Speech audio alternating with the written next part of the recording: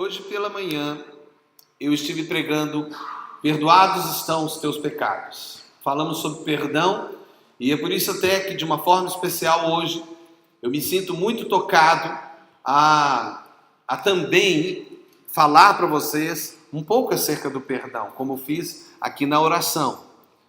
Porque o Evangelho de Jesus Cristo e aquilo que se chama religião cristã, que de fato é a única e verdadeira religião na face da terra. Ô pastor, o senhor não está sendo um pouco exagerado? Não, não estou sendo exagerado.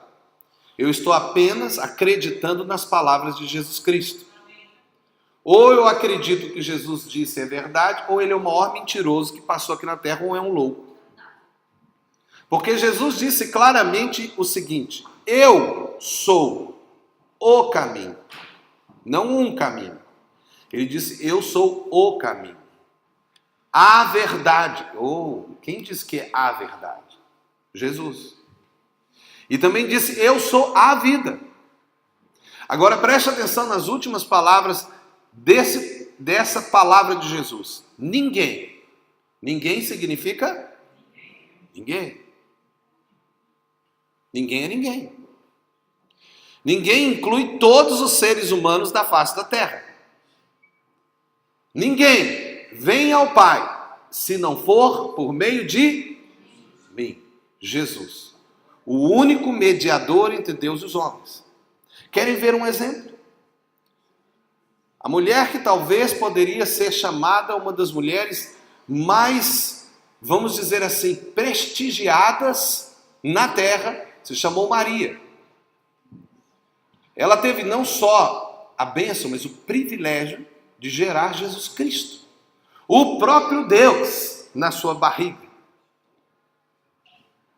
Esta mulher, ao ter Jesus dentro da sua barriga, disse, creio em Deus, meu Salvador.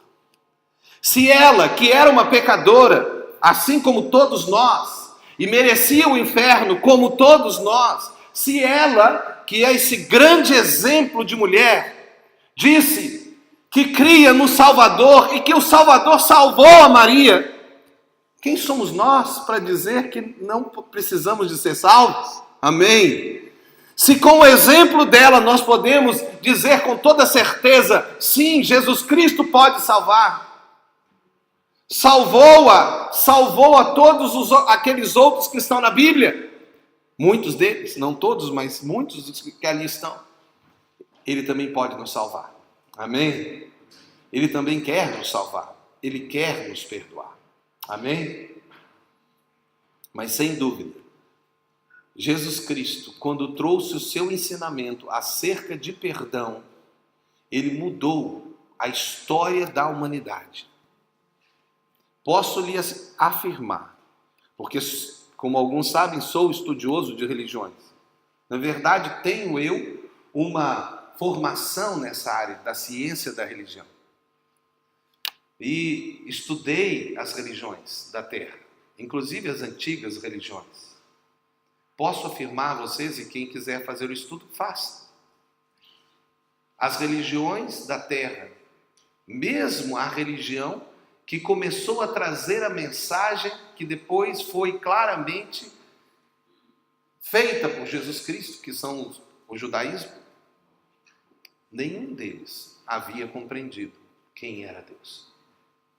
Deus precisou de vir aqui na terra, se fazer um de nós para mostrar, vocês querem conhecer Deus? Olhem para mim. Esse foi Jesus. E foi Jesus que mudou toda a filosofia religiosa da terra. Porque antes de Jesus, para se conseguir alcançar Deus, ou para se obter algum tipo de salvação, precisava de se fazer sacrifícios. Precisava de se fazer penitências. As pessoas tinham que lutar com os deuses hipotéticos, porque não eram deuses verdadeiros, mas tinham que lutar para conseguir algo. Jesus Cristo veio e disse, vocês não precisam de fazer nada, porque eu vou fazer tudo. E ele morreu na cruz do Calvário para pagar o preço, o sacrifício por nós. Por isso nós não podemos oferecer nenhum sacrifício a Deus, porque tudo que oferecemos a Deus é como trapos de imundície. Mas ele disse: aquele que vem a mim, jamais lançarei fora. E que quem crê em mim tem a vida eterna. Portanto, Jesus mudou a história da humanidade quando ele trouxe a palavra perdão. Não existia o conceito de perdão verdadeiro sem, veja, perdão, sem um compromisso de sacrifício. Um perdão apenas, celebrado por fé. Eu tenho fé em Jesus. Eu acredito nele. Então estou perdoado. Não preciso de fazer nada além de ter fé. Quando Jesus trouxe essa mensagem, ela revolucionou o pensamento humano. Por isso todas as religiões incluíram a ideia de perdão. Os budistas, os hinduístas, os confucionistas, os taoístas, até mesmo os espíritas e até mesmo uma religião que se formou 600 anos depois de Jesus, chamada islamismo, também incluiu a ideia de perdão. Todos incluíram a verdade, às vezes distorcida, estranha, mas todos tiveram que incluir, porque a verdade é a verdade. E Jesus é a verdade. Mas hoje, em especial, eu quero falar para vocês acerca de aprendendo com os erros. E eu quero dar exemplos, mas eu quero começar com o livro de Provérbios, no capítulo 27, no verso 12, e ler esse verso, um verso de sabedoria, que nós podemos aprender no livro de Provérbios. Na verdade, o livro de Provérbios são vários textos de sabedoria, escrito por vários homens. O que mais escreveu o livro de Provérbios foi um rei chamado Salomão, mas muitos outros escreveram também o livro de Provérbios. Nós encontramos em Provérbios 27, verso 12, a seguinte palavra: o avisado vê o mal e esconde-se. Provérbios está no Velho Testamento, ali perto de Salmos, que é o meio da Bíblia.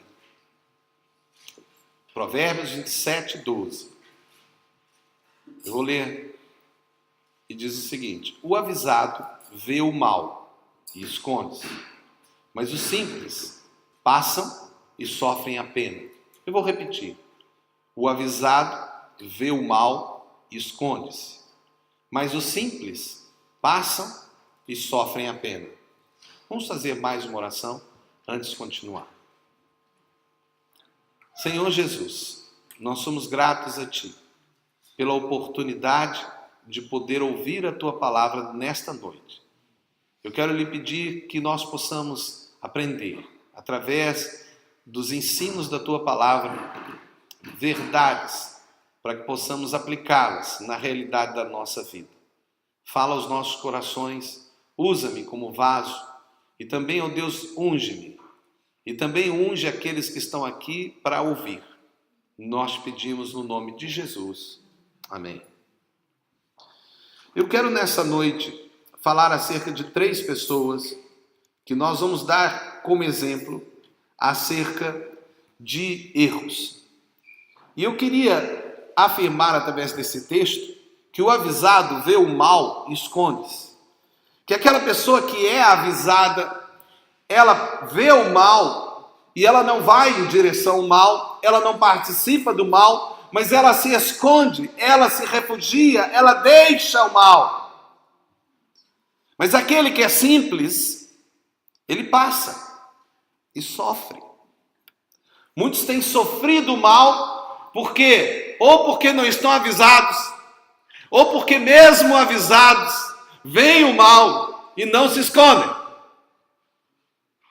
Pois então, hoje, eu gostaria de dar 3 exemplos de 3 homens da Bíblia, que são exemplos daquilo que é o mal.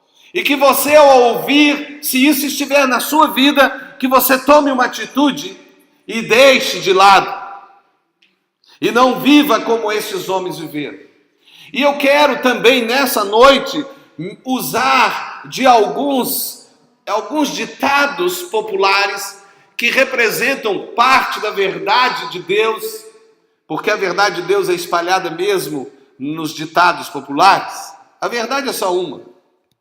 O que os homens podem fazer é só descobrir parte da verdade e deixar para que isso fique no seu coração. Eu vejo que muitos aprendem a ver o mal e, às vezes, eles não fogem. E a pergunta é, por que você não foge do mal? Por que você vê o mal e, mesmo tendo visto o mal, você apoia o mal? Você gosta de participar do mal? Você gosta de fortalecer o mal? Foi feita uma pesquisa um tempo atrás nos Estados Unidos da América e colocaram uma carteira como se fosse uma carteira perdida.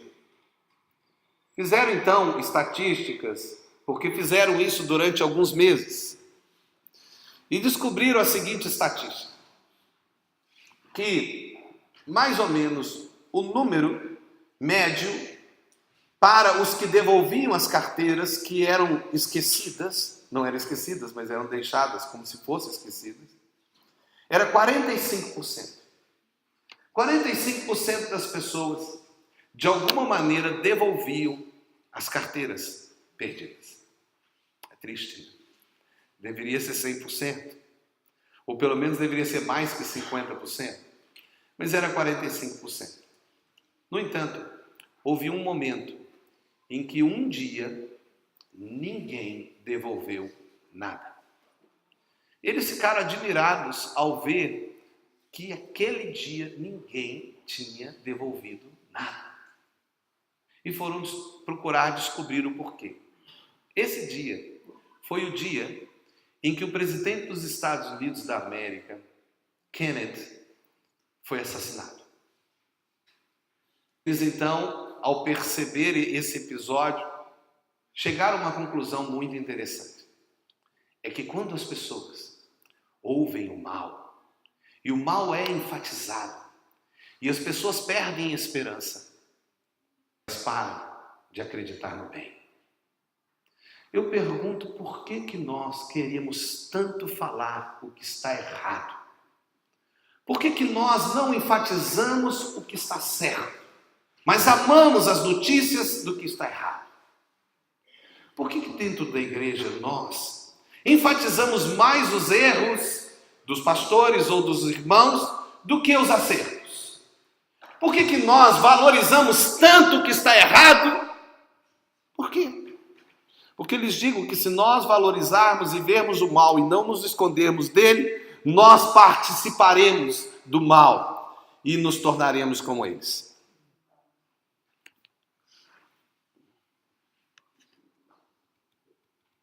Temos que enfatizar o que está errado ou o que está mal.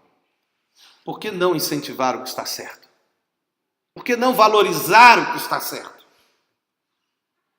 Pois bem, vamos ver o mal e esconder. Não fugir, mas não entrar no mal. Amém? Vamos ver o mal e fugir da aparência do mal, para que não possamos estar parecendo que estamos junto com o mal. Vamos ver o mal, mas não vamos apoiar o mal. Amém? Os 3 exemplos que eu gostaria de dar essa noite para que nós possamos meditar são Roboão, Absalão e Acabe. 3 homens da Bíblia que tiveram grandes erros. E olhando para a vida deles, eu gostaria sim de falar para poder mostrar e avisar que isso é mal. E avisando você que isso é mal, que você possa fugir desse mal. Amém? E você não possa copiar e não possa ser igual a estes que cometeram estes maus que eu vou citar nessa noite. Roboão, Absalão e Acabe Roboão, que foi um rei, o rei filho de Salomão. Roboão, que assumiu um reinado após um dos maiores reis de Israel, Salomão, filho de Davi. Absalão, um dos filhos de Davi, que poderia ter sido o rei de Israel, mas que por causa de uma grande rebelião promovida por ele, morreu. E Acabe, um outro rei de Israel, casado com uma mulher chamada Jezabel. Acabe, que foi um mau exemplo.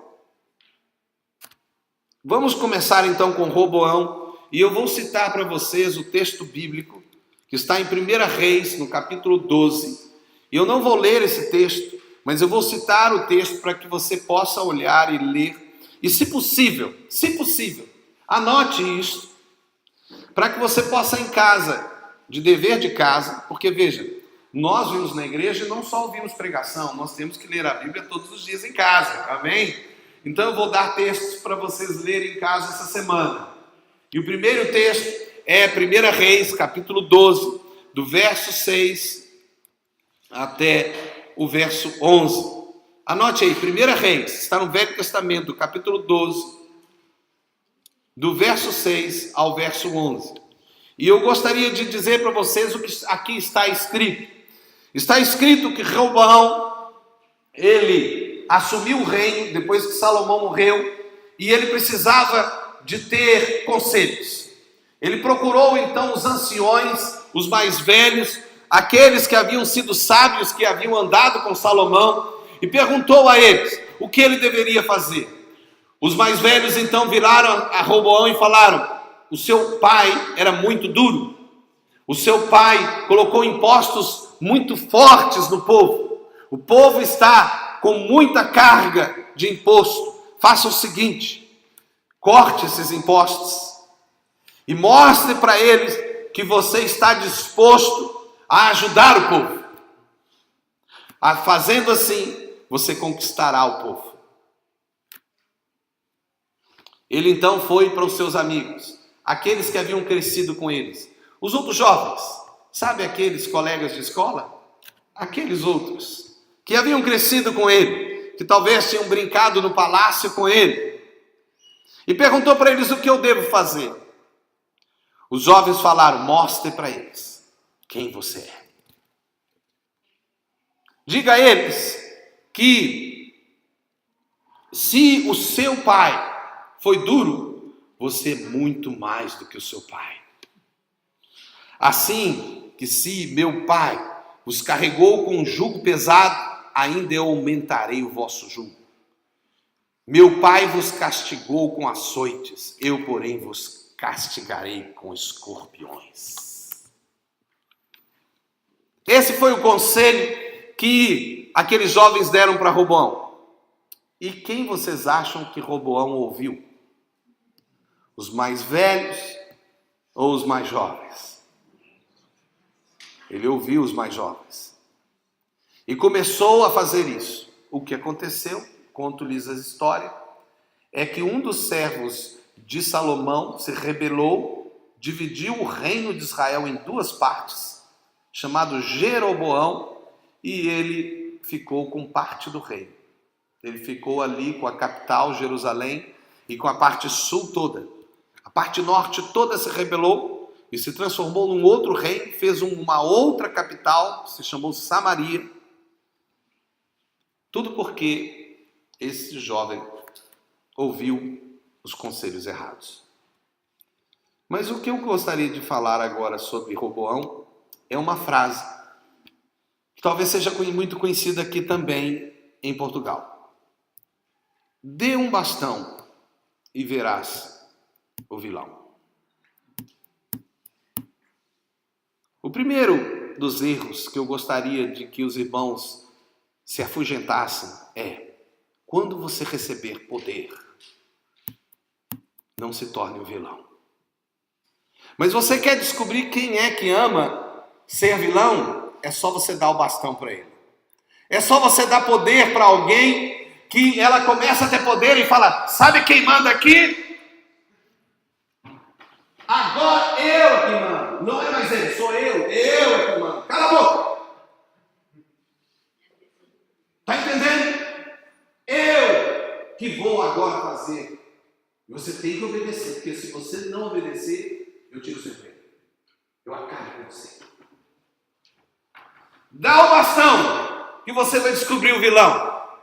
Porque assim como Roboão, na hora que ele recebeu o poder, ele começou a se transformar no ditador, num vilão, fazendo mal às pessoas. E a primeira coisa que eu gostaria de dizer para você é que se você receber poder, não se torne um vilão, mas se transforme em alguém que ama aqueles que você lidera. Isso inclui quem é pastor numa igreja. Viu, Código? Isso inclui quem é professor na sala. Isso também inclui quem é pai e quem é mãe. Porque tem muito pai e muita mãe que viram um vilão com seu filho. Porque ele tem o bastão na mão, porque ele tem o poder na mão. Ele trata o seu filho como se fosse um escravo ou como se fosse qualquer um. Mas essa criança que está na sua mão, acima de tudo, é um ser humano que tem que ser respeitado.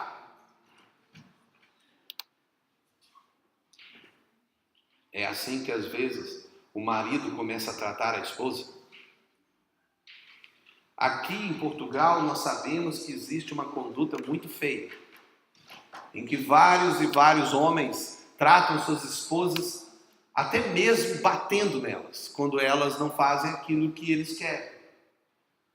E mesmo que aquele juiz tenha falado aquela tolice que falou esses dias atrás, acerca de que porque a mulher traiu, o homem tem o direito de ser violento e bater na mulher.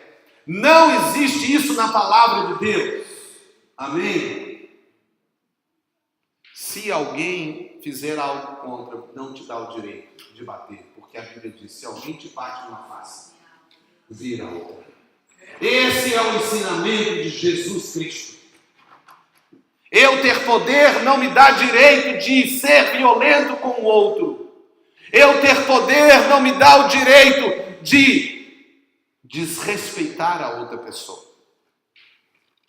Se Deus te colocou como pai, se Deus te colocou como mãe, se Deus te colocou como marido, se Deus te colocou como esposa, se Deus te colocou como irmão mais velho, se Deus te colocou como pastor, se Deus te colocou como líder de alguma coisa, como chefe do seu trabalho, você não deve se transformar num vilão, como Roboão.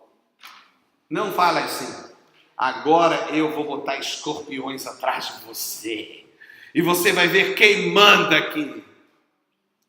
É tão ridículo que eu ouvi falar, e deixe-me falar agora especificamente para os imigrantes. Eu ouvi falar que muitos brasileiros que chegaram aqui em Portugal, eles sofreram muito. E aí eles conseguiram alcançar alguma autoridade em algum lugar. E aí eles falaram: agora eu vou descontar tudo que fizeram comigo.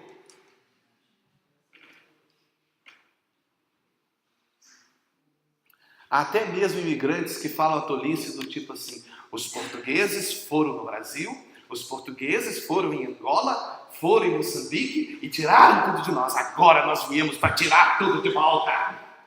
Deixa de ser tolo, ladrão. Quem rouba é ladrão. Nós não viemos a essa terra, imigrantes, para sermos ladrões. Nós viemos para ser bênção nessa terra.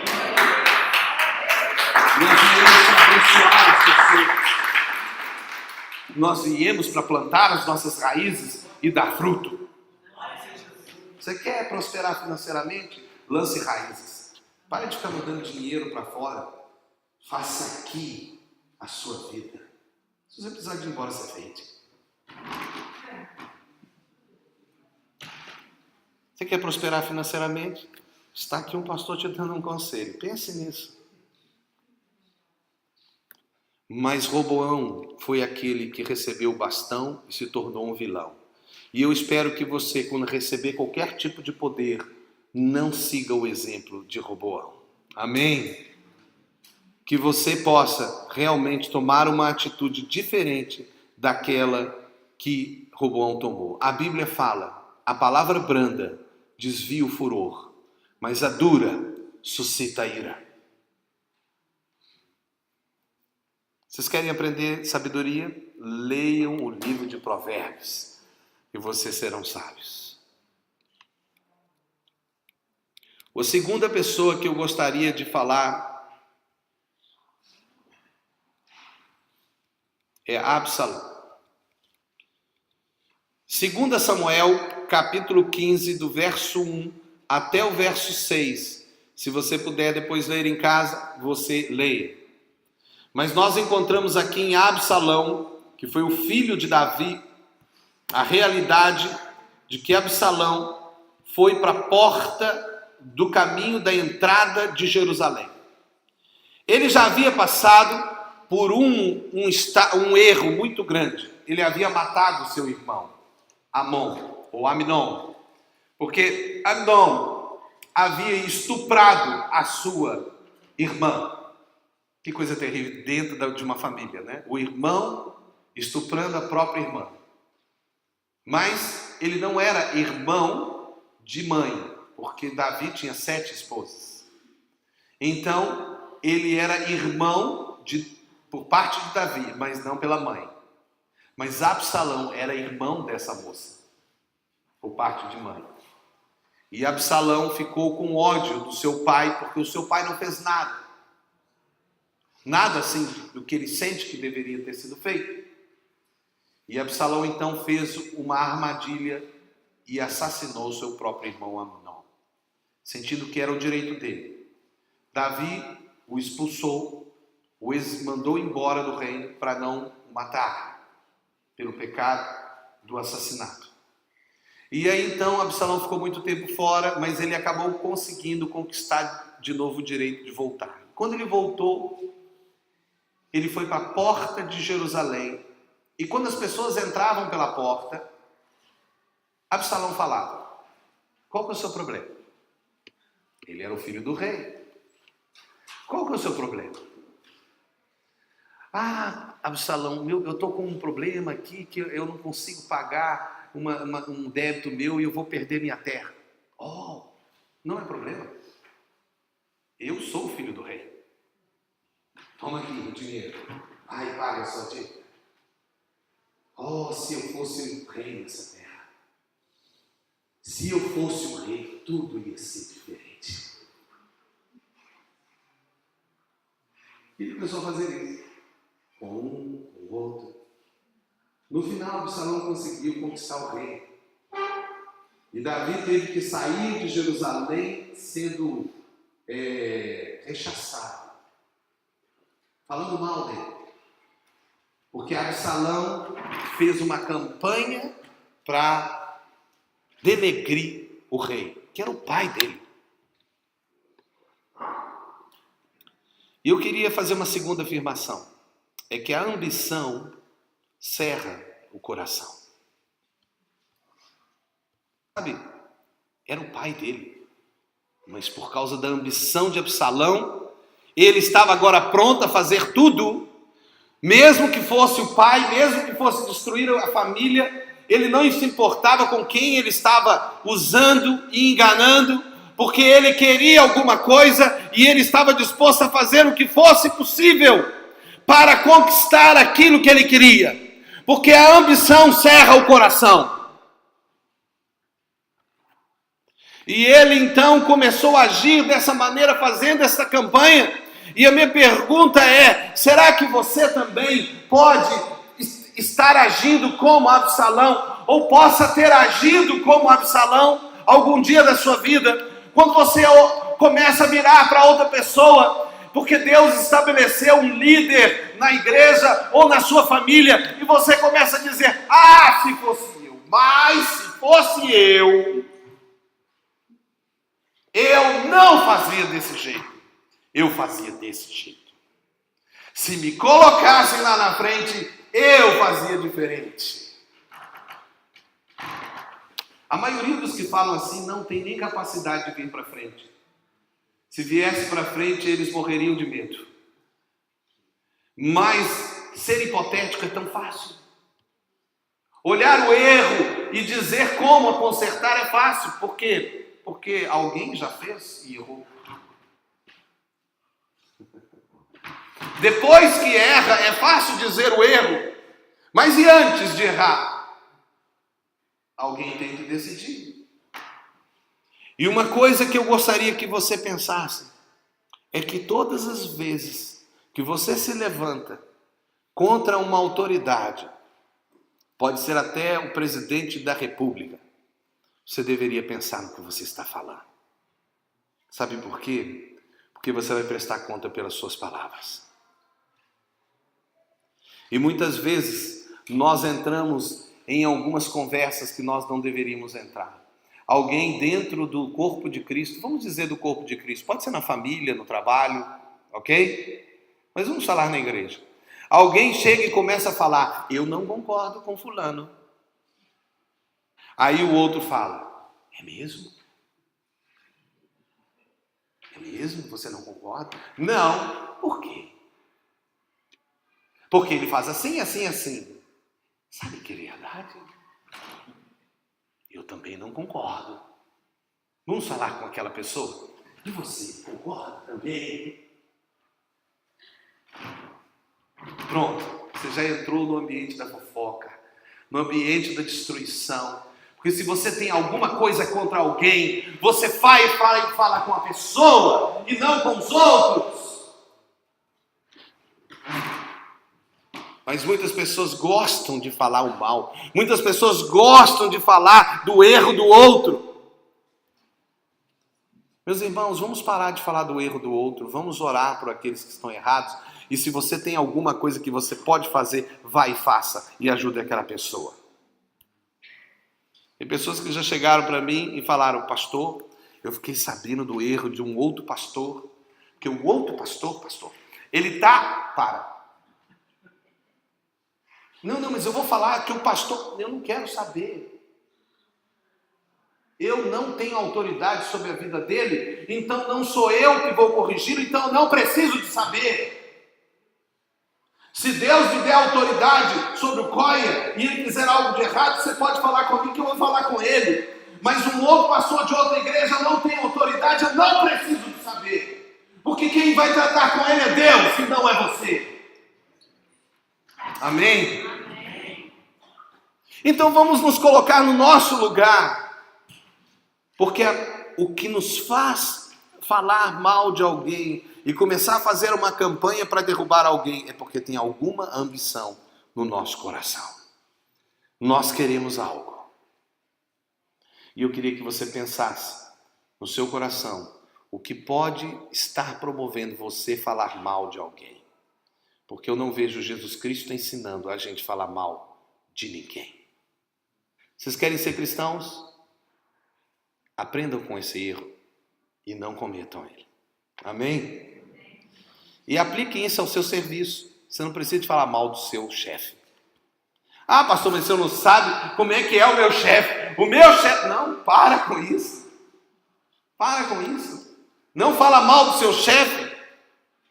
Além disso, isso não é sábio. Você pode perder seu emprego. Se você não quer ser sábio, seja pelo menos inteligente.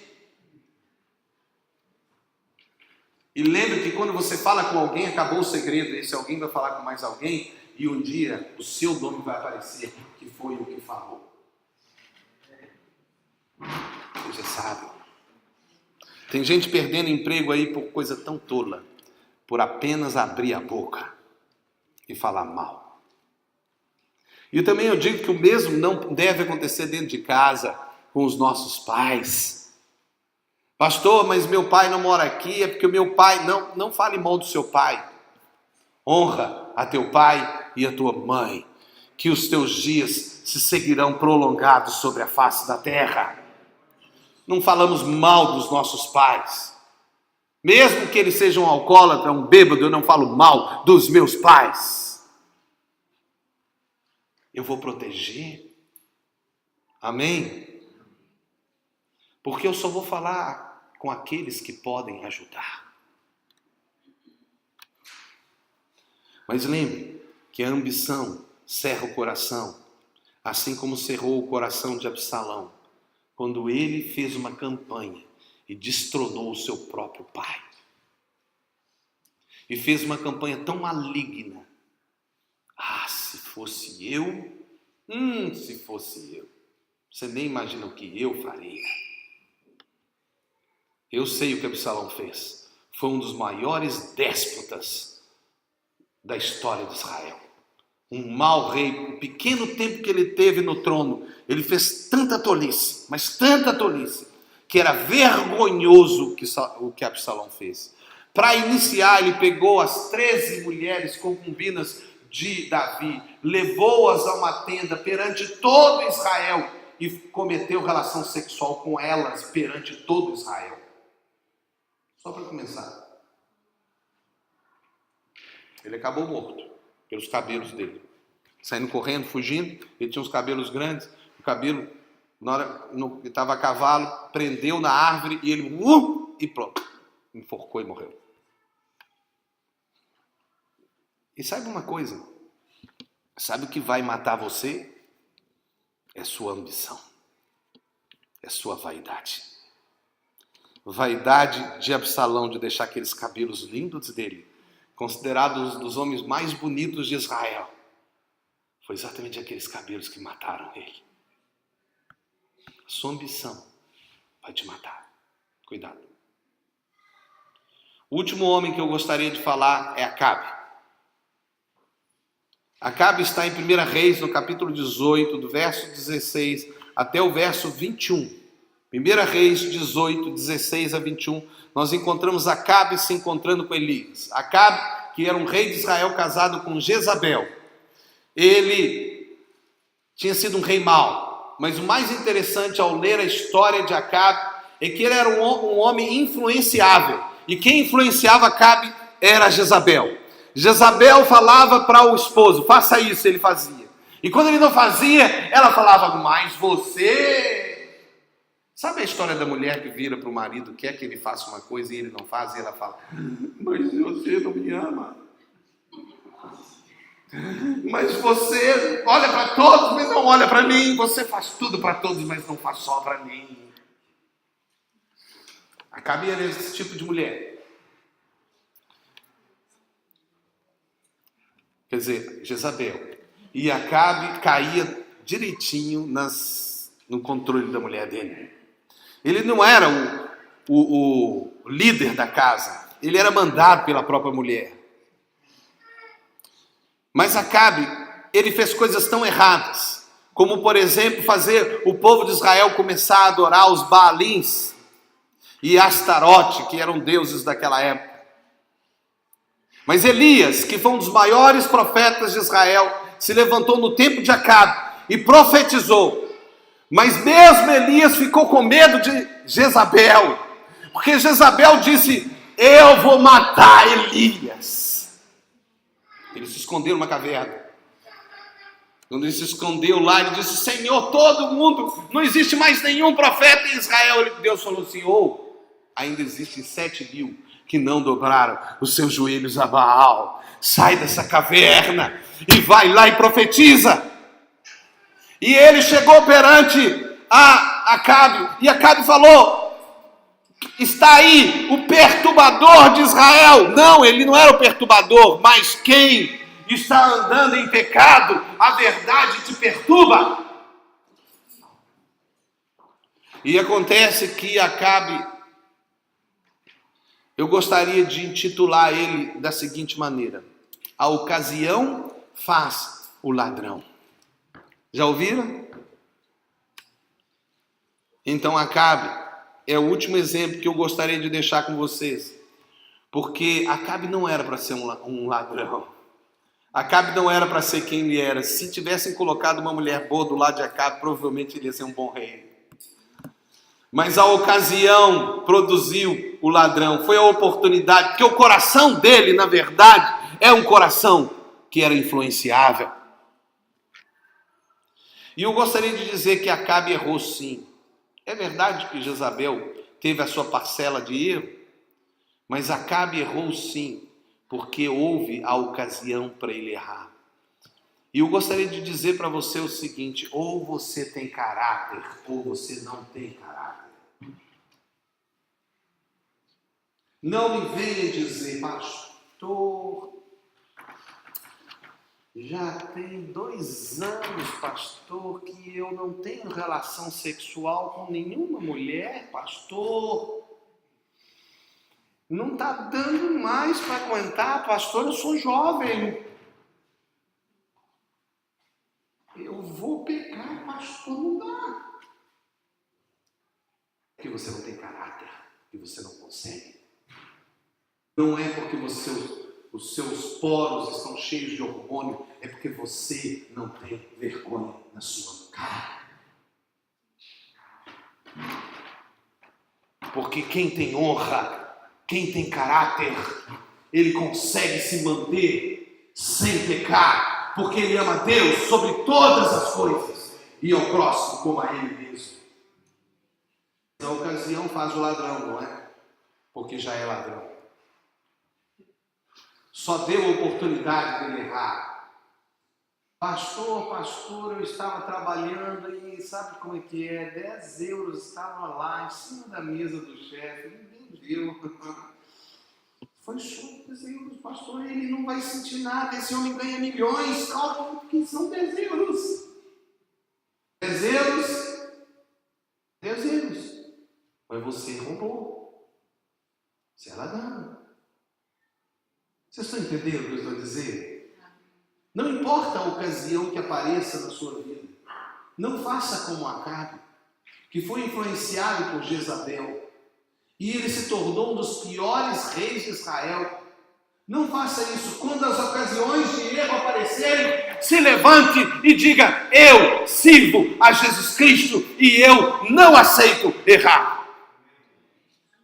E se você sentir que não tem forças, você grita: Senhor, me ajude a não errar. E Ele virá em seu socorro e você não vai errar. Se você errar, você pede perdão e não faça mais isso. Mas, meu irmão, com ocasião ou sem ocasião, permaneça firme naquilo que Deus te chamou para ser, um filho de Deus. Deus quer homens e mulheres que sigam a Ele, sigam o seu padrão moral. Deixa eu lhe dizer isso agora terminando. Algumas pessoas falam: pastor, o mundo mudou, pastor. E você não pode falar desse jeito porque cada um faz aquilo que deseja. Você tem que respeitar a opinião dos outros, pastor. Pois eu quero lhe dizer que quem determina o que é certo e errado não são os governos, não são as famílias. Quem determina o que é certo e errado é Deus. No Éden, os homens comeram do conhecimento do bem e do mal, porque eles começaram a querer ser Deus. Eles começaram a pensar: eu que decido o que é certo e o que é errado. Pois não é assim que funciona com Deus. Deus é quem determina o que é certo e errado. E se você quer se tornar um verdadeiro cristão, você vai ter que se submeter a Jesus e chamá-lo de Senhor. Você vai ter que começar a fazer o que o Senhor da sua vida te manda fazer. E eu vou dizer para você, se você fazer isso, você vai ser feliz. Você vai ver que é vitória. E mais que isso, quando passarem os nossos 70, 80, quem sabe 100 ou 120 anos na terra, você vai passar a eternidade ao lado dele. Vale ou não vale a pena? Ou será que vale a pena os pouquíssimos anos aqui? Um jovem da minha igreja, a primeira igreja quando eu aceitei a Cristo, Igreja Batista Central de Belo Horizonte, a minha cidade. Um jovem ouvia a pregação do pastor da minha igreja e ele fez o apelo. E quando ele fez o apelo, o jovem não foi à frente. Quando terminou o culto, o jovem se aproximou do nosso pastor da minha infância e disse para ele: pastor, eu sou jovem demais. Realmente tudo que você disse é verdade e eu gostaria tanto de servir a Jesus. Mas eu sou muito jovem. Eu ainda quero aproveitar a vida, conhecer mais a vida. O pastor disse: meu jovem, quanto tempo de vida você tem? Oh, pastor, eu sou tão jovem. Ele falou: não faça isso, você não sabe quanto tempo de vida você tem. Você não sabe se essa não é a sua última oportunidade. O jovem então saiu, ali na rua Mar de Espanha. Ao atravessar a rua, um carro veio, o atropelou e ele morreu. Quanto tempo de vida você tem? Antes de você tomar uma decisão de fato servir a Jesus. Eu não sei. Eu espero que você tenha bastante tempo para decidir certo. Eu vou então agora fazer um apelo, mas eu gostaria que você agora pensasse em tudo que eu falei e eu gostaria só de relembrar esses 3 exemplos que eu espero que você não siga. Roboão, dê um bastão e verá o vilão. Espero que não seja você, o vilão. Absalão, a ambição cerra o coração. E Acabe, a ocasião faz o ladrão. Eu espero que você, ao sair daqui, possa levar essas palavras e possa decidir aprender com o erro dessas pessoas para não errar, mas ser um verdadeiro cristão. Amém? Enquanto nós ouvimos, eu queria que você pensasse nessas palavras. E logo depois, eu vou querer fazer um apelo para algumas pessoas. Mas ouça agora e pense no seu coração o que Deus está falando para você.